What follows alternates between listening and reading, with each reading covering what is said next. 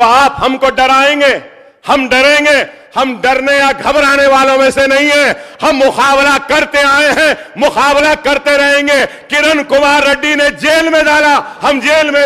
वालेकुम दोस्तों, आज तेलंगाना असेंबली का सेशन था। रेवंत रेड्डी ने मजलिस इत्तेहादुल मुस्लिमीन को आखिरी जवाब दे दिए, खतरनाक जवाब दे दिए। क्या कहा उन्होंने, पूरा वाकया क्या पेश आया, तमाम तफसीलात हम आपको बताएंगे। ओल्ड सिटी में जितने भी 7 एमएलए जीत कर आए, हिंदू का कोई किसी का वोट नहीं मिला एमआईएम को, यह बात कहना चाहता है। यह बात तो ठीक नहीं, अफसोस की बात है। सब लोग आपको वोट देके आपको चुना के इधर भी जाए। आप बोल रहे मुसलमान के आवाज दबाने के लिए कोशिश कर रहे। आज की असेंबली के सेशन के छोटे छोटे क्लिप्स वायरल हो रहे हैं, तो हम आपसे गुजारिश करते हैं कि पूरा जो वाकया पेश आया उसको समझिए। हम आपको बताएंगे कि आखिर ये मसला शुरू कैसा हुआ, क्यों रेवंत रेड्डी को उठकर अकबरुद्दीन अवैसी को जवाब देना पड़ा। तेलंगाना की असेंबली में आज बात हो रही थी इलेक्ट्रिसिटी डिपार्टमेंट की। अब इलेक्ट्रिसिटी डिपार्टमेंट बोलती है मालूम हुआ कि 81,516 करोड़ का लोन और डेप्थ है इलेक्ट्रिसिटी डिपार्टमेंट के ऊपर। पिछले 10 साल में केसीआर की गवर्नमेंट का ये कर्जा है, उसी के ऊपर ये बात कर रहे थे। लेकिन बात करते करते अकबरुद्दीन अवैसी ने इश्यूज बताया ओल्ड सिटी के, जहां पर उन्होंने बताया कि ओल्ड सिटी के अंदर लाइट वगैरह कट होती है। ट्रांसफार्मर एडिशनल होना है पुराने शहर में, पावर कट्स नहीं होंगे रियासत में, लेकिन पुराने शहर में बहुत मर्तबा पावर कट्स होते हैं। और पावर कट्स की वजह यही है कि ट्रांसफार्मर्स पर लोड ज्यादा है और ट्रांसफार्मर्स की जो कैपेसिटी है 100 की है, तो उसको बढ़ाना है। अकबरुद्दीन अवैसी जब अपनी तकरीर कर रहे थे, इन्होंने किसी को भी नहीं छेड़ा भाई। इनको जो है सो इंटरप्ट करके बोलते कि 10 साल से बीआरएस की हुकूमत थी, तब कहीं को नहीं बोले बोल के इस तरह का एक कांग्रेस के एमएलए ठहर के बोल देते कि आप उसको भी मंजूरी देंगे। बोलिए, please take the mic, please go ahead. Akbaruddin sir. For the last 10 years, he's the senior most legislator here, but he's telling that so many 500 polls he required. He never bothered to ask the previous government why he has done. He's giving the lecture so many times as if he is the master voice. Then why he has not asked all those years?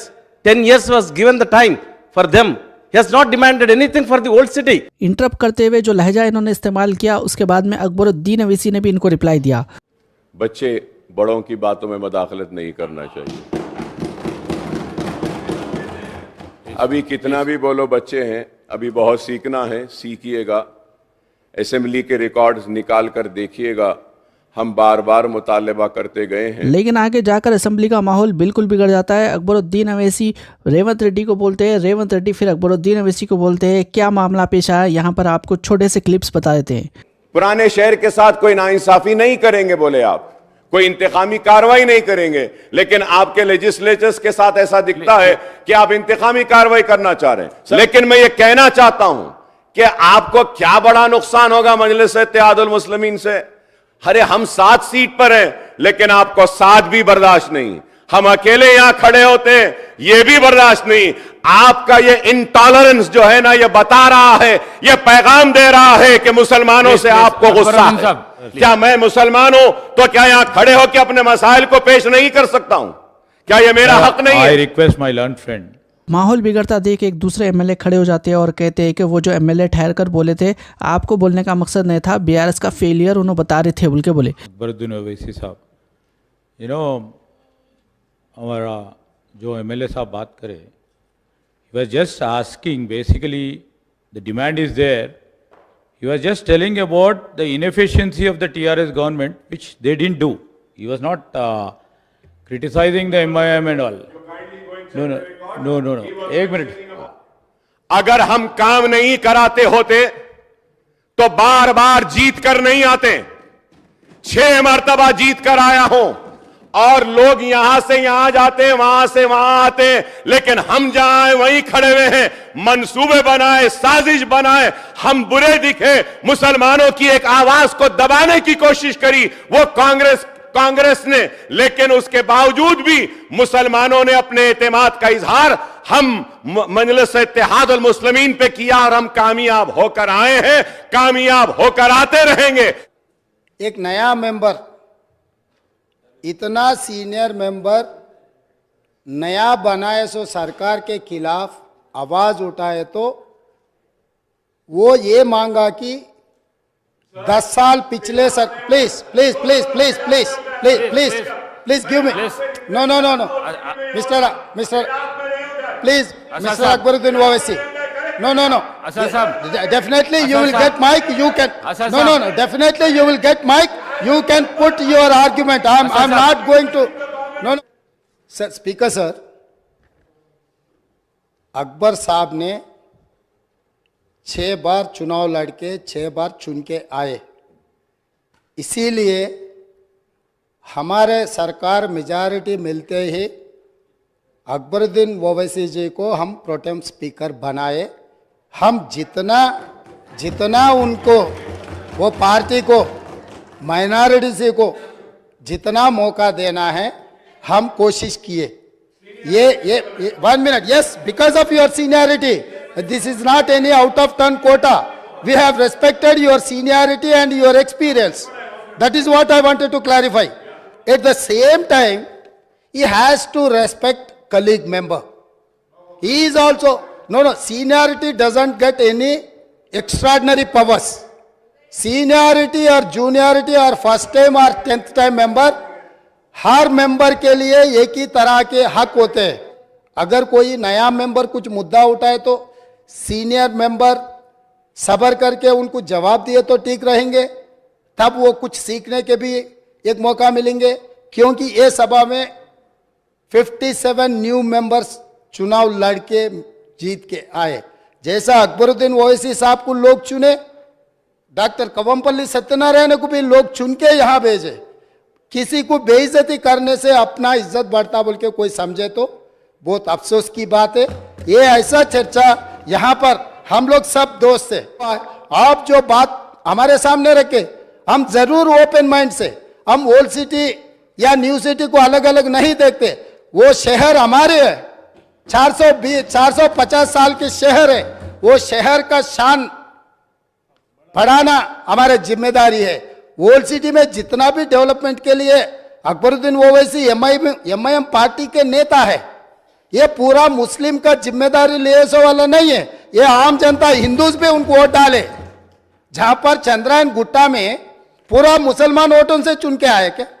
Old city में जितने भी 7 MLA जीत कर आए, हिंदू का कोई किसी का vote नहीं मिला एमआईएम को।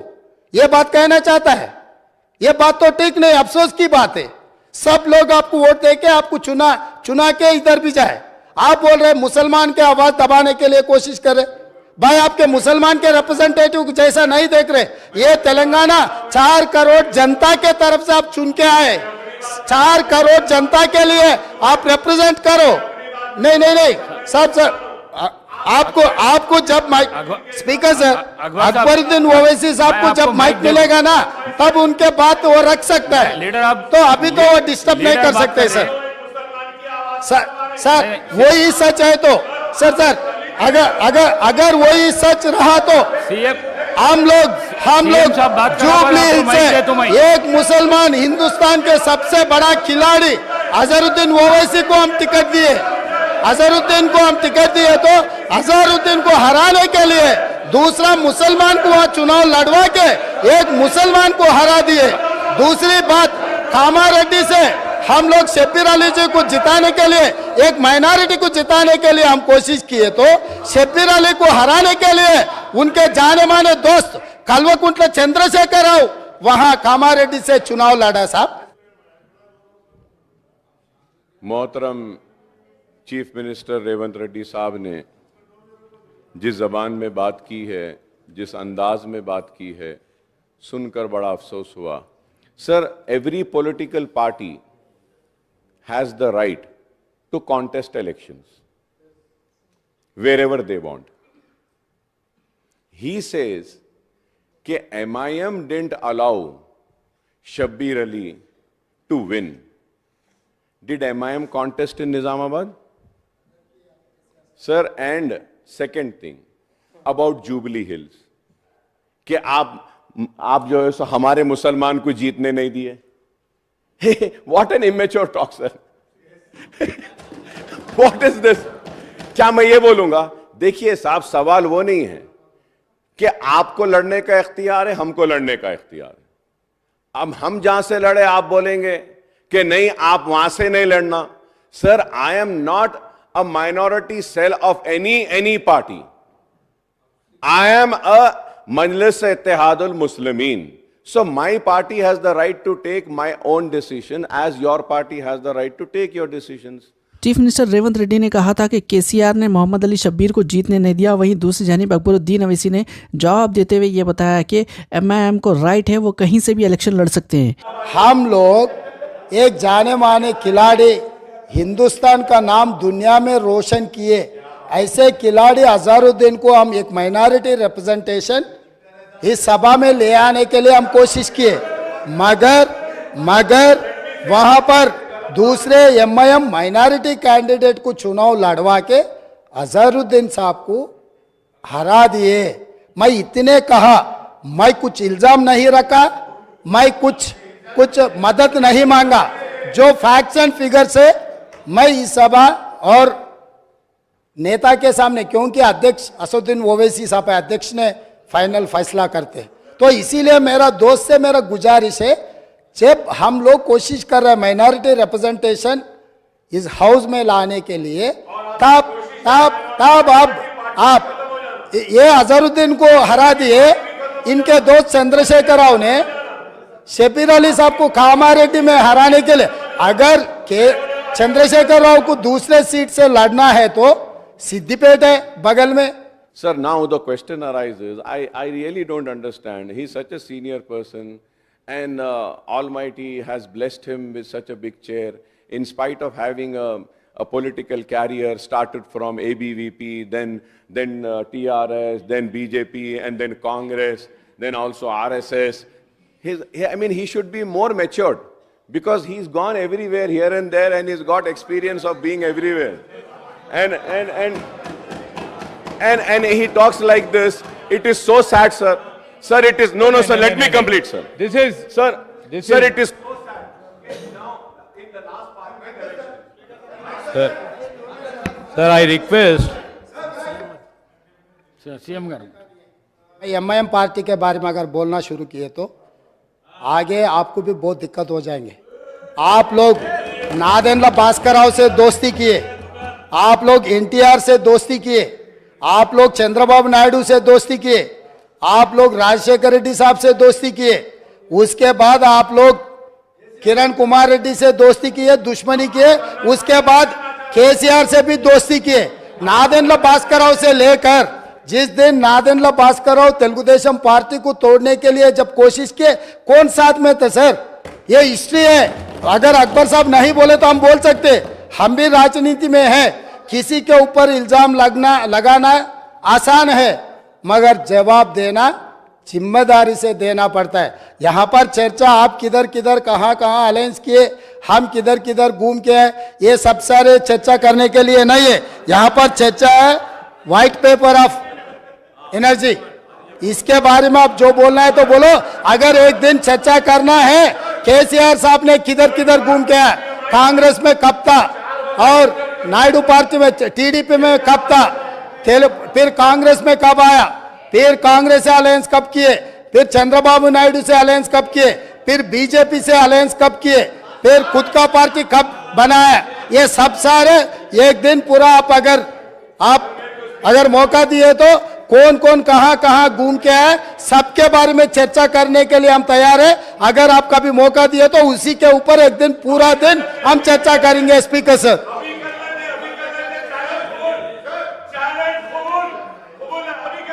तो ये थे ग्लिम्सेस आज असेंबली में क्या क्या हुआ। दोनों साइड की हमने आपको बात बताई, लेकिन जो मेन मुद्दा था 81,516 करोड़ जो कर्जा हो चुका है तेलंगाना के इलेक्ट्रिसिटी डिपार्टमेंट का, उसके ऊपर बात से ज़्यादा ये बातें हुई जैसा कि आपने सुना। तो आप लोगों की क्या राय है इससे मुतालिक कमेंट ज़रूर करिए। इंशाअल्लाह अगले वीडियो में मुलाकात होंगी। अल्लाह हाफिज़।